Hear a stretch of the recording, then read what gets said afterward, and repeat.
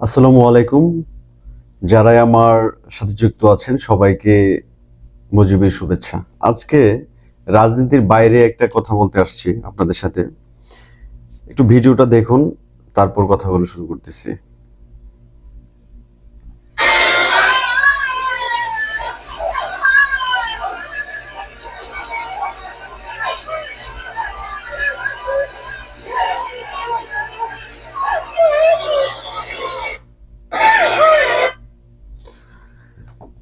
বিয়ের 11 বছর পর এই দম্পতির ঘরে আল্লাহ পাক একটা সন্তান দিয়েছেন। তারপর হামের শেষ।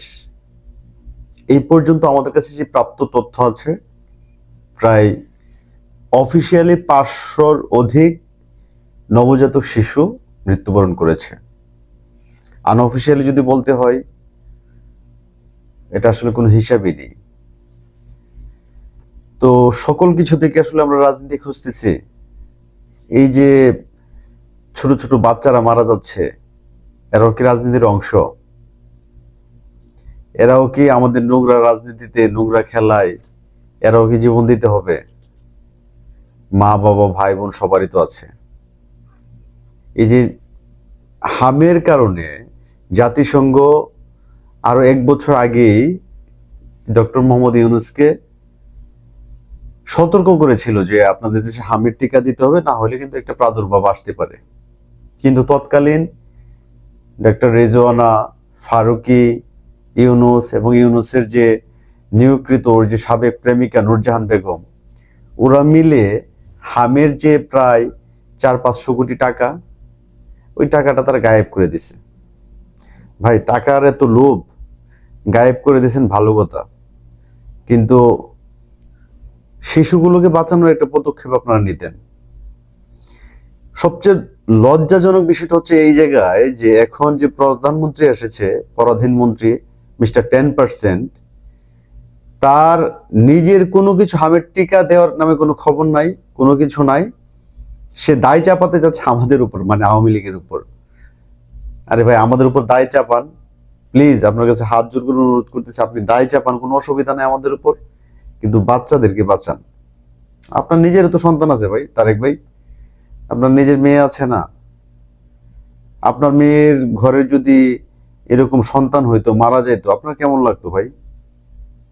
সেই জন্য বলবো যে আমাদের উপর দায় চাপাইতেছেন, পলিটিক্যাল ফায়দা হাসিল করতেছেন, করেন, কোনো অসুবিধা নেই, কিন্তু বাংলাদেশের এই নবজাত শিশুগুলোর রক্ষা করেন। টাকা পয়সা তো খাবেনই, আসছেন লন্ডন থেকে টাকা পয়সা খাওয়ার জন্য, চাঁদাবাজি করতেছেন, হকার কাট করতেছেন, ফ্যামিলি কাট করতেছেন, কার্ডের তো কোনো শেষ নাই।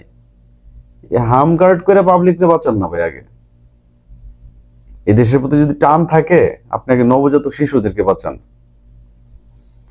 আর একটা কথা মনে রাখবেন, আপনার মেয়ে বিয়ের উপযুক্ত হয়েছে, মেয়েকে বিয়ে দিবেন, আল্লাহ যদি দেয় আপনার নাতি নাতকর হইতে পারে, তাদের সাথে এমন হলে কি করতেন আপনি? এই দায় চাপাইতেন নাকি পদক্ষেপ নিতেন?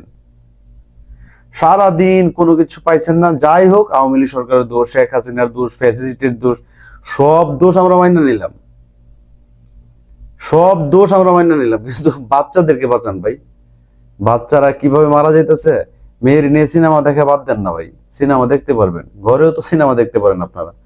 মেয়ের নিয়ে সিনেমা দেখতেছেন, বউরে নিয়ে হাত ধরে হাঁটতেছেন, গাড়ি চালাইতেছেন, এগুলো কইরা কি এই যে বাচ্চাদের মা বাপের অভিশাপ আপনি রক্ষা করতে পারবেন?